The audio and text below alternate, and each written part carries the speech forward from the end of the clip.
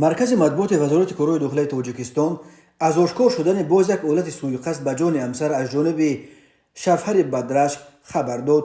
بنا به اطلاع وزارت کارهای داخلی، شب 9 فوریه سال 2023 تخمینا ساعت 23:30 جوان 23 ساله ساکن شهر استرافشان به حواله استقامتی والدان همسرش جوانزن 19 ساله ساکن شهر مذکور در آمده از احساسات رشک با کارد 4 مرتبه به اعضای بدن او و 1 مرتبه به بدن دادر عروس خردسالش زده است. کودک بیچاره که همگی 8 سال داشت و همان شب در پهلوی اپش خواب رفته است.